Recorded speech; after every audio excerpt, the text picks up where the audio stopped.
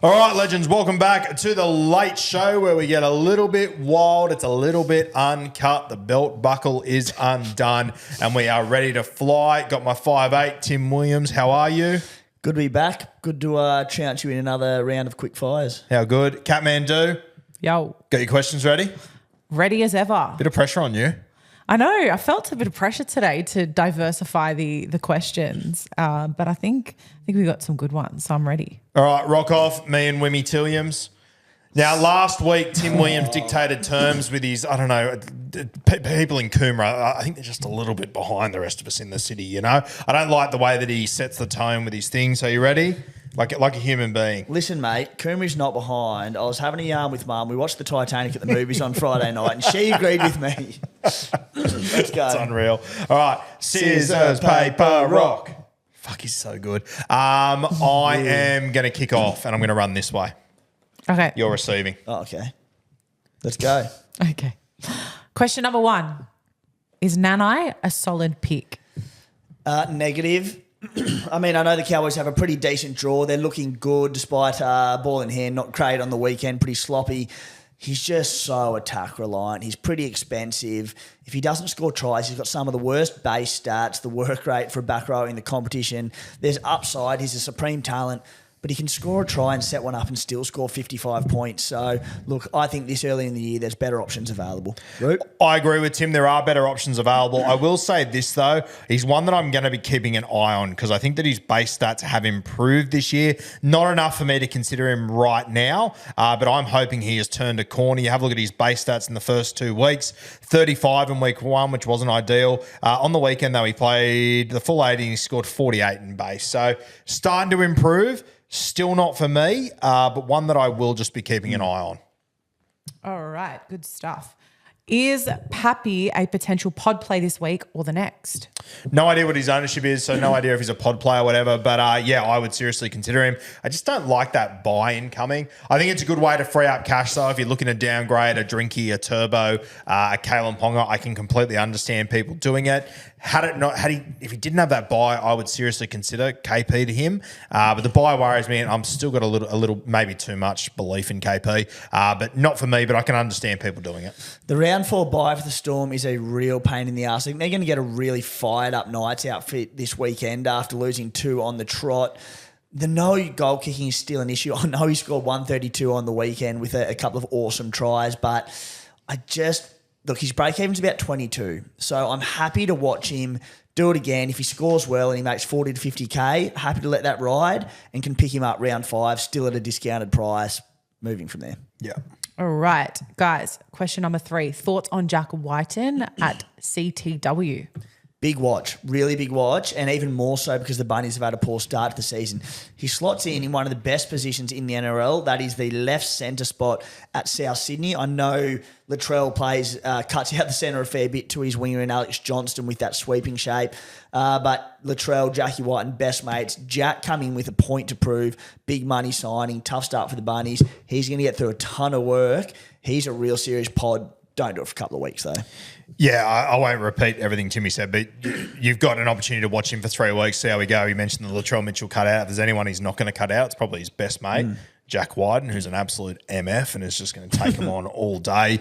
So it's a sit and watch for me, but don't do it early. You're out thinking the room. And don't do it 3 weeks ago like Tom Birmingham did when he wasn't even playing. Fucking bizarre. Catmandu. Brown. Tom Birmingham, who also picked Harley Smith Shields. Bold. Okay, question 4. Is Brown or Brooks? Is it Brown or Brooks? I've got Dylan Brown, and look, I'll be honest with you, 2 tries on the weekend, only scored 65. Not ideal. Brooksy looks sensational at the moment. I think they are the only 2 options at 5'8" I want anything to do with. And honestly, I've got Brown. I'm not really going to look at Brooks. I'm happy to run with Dill Brown. But I think you want one of those 2. Yeah, look, if you don't already own Braden Trindle at 5'8" and you need to look elsewhere, I think with Dylan Brown, he's had an underwhelming start. He played unreal against Penrith. His base was down heaps. He had like 6 runs. I think he had 10 the week before. It's the Penrith effect. They do that to good players. 65 points. If you've got Brown, you're happy. I'm really eyeing Luke Brooks this week. He's been a whisker from having a couple more tries to his name and an average of 100. Manly looks sensational. He's 220k cheaper. I wouldn't trade Brown to Brooks, but I think Brooks is the best value play at 5'8" thus far. Okay. All right, guys. Mulitalo or Talakai? Oh, look, at the break even, we mentioned on Beers and Breakevens that I'm not overly keen on giving judgment on Mulitalo because he's rocks or diamonds. I think if over the course of the season, I prefer Talakai. He's looking great. Base is outstanding. Sharks are looking good. If you're buying this week, though, it's got to be Mulitalo. Break even of about -20, -30. There's money incoming, a couple of good matchups for the Sharkies. This week, it's got to be Mulitalo. Yeah, this week has to be Mulitalo. I agree. I really like Talakai as a pod moving forward, and I'll be having a very close eye on him over the next few weeks. But with Mulitalo about to make that much cash, you can't ignore him. All right, guys, mixing it up now. When you order wings, do you get the drumsticks or the flats? I love this. Oh, yeah, this is good. I tend to be a bit of a drumstick guy, I think. I don't mind a flat, but I just feel like there's a little bit more work to them and whatnot. So I think I'm a drummy guy. It's very rare that we agree on these one, Drew, but I've had some heated debates about this. The first time I got asked this, I couldn't believe how many people went the flats, as you call them, Kat, the wings. It's the drumsticks every day of the week. You get like twice the amount of meat on them. You can really rip and tear into it. There's not really a lot of bone to worry about when you're chewing away.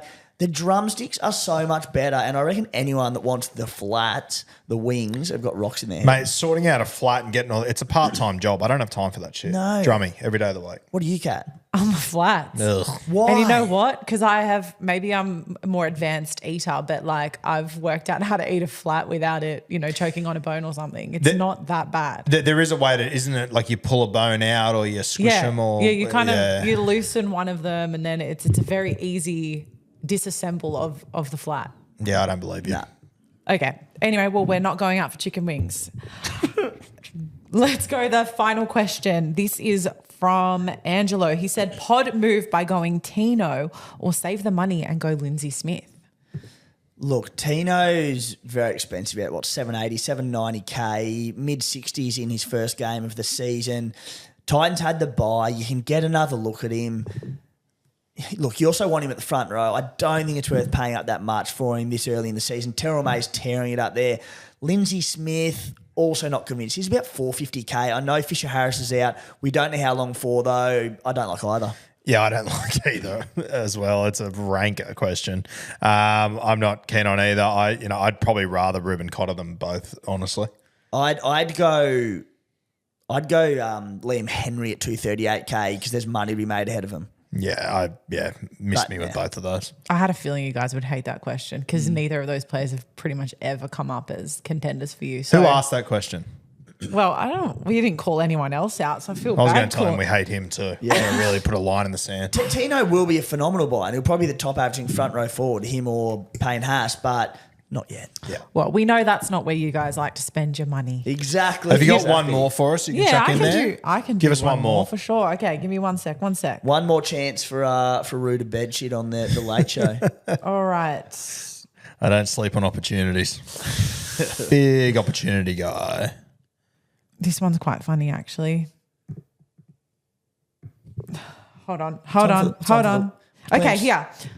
I didn't pick the funny one. We're going just for a straight up Supercoach question. Rook under pressure. Over Yeah, there. Bright Light's Stressing. getting to her. Yeah. This is quite stressful. Is Cooler a Supercoach option as he looks great to start the year, or is he irrelevant? I don't think calling him irrelevant is fair, but I do think he's a little bit of a mirage. He's so supremely talented on that left edge. It's just so juicy, but I don't know. I just don't trust him week to week. He's going to do well, but I feel like my experience with Kohler has always been outside of the last 2 rounds of last year. I finish every game and I go, fuck, he was impressive. And then I look and he scored 45 and I go, he should be scoring 80 every single week. Why isn't he? Until I see that consistently, I can't go him. I don't mind him. I think I'm really happy with my CT dub setup, so I haven't had to like seriously consider him. But look, he's at a good price. Manly are firing. Tommy Turbo loves going down that left edge, even with Brooks is playing well there, but Ben Trebojevic, he loves going left to his brother Benny as well. I like Kohler. He's starting to roam a bit as well. We know I'm an enormous fan of that. If Manly are going to pile the points on some softer teams this season, I think Kohler's a genuine pod.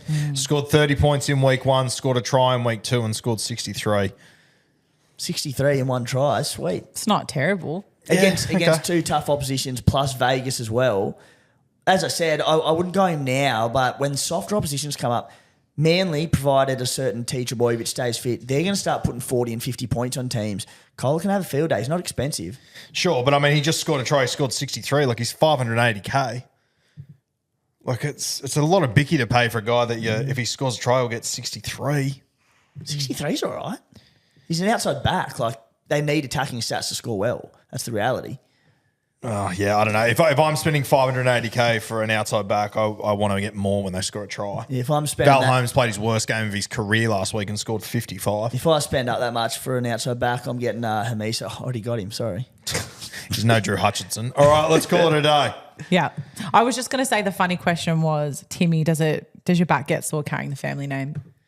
Between the family name and Guru, very sore actually. Yeah, I see physio twice a day to keep myself upright. Carrying the family name? Fucking please. Unbelievable. Mum wrote that in. Thanks, You can pay her the $10 now. Yeah. All right. Sweet. We're done and dusted. We'll see you next week. Make sure you catch up on Beers and Breakevens. It dropped earlier today, and we will see you soon.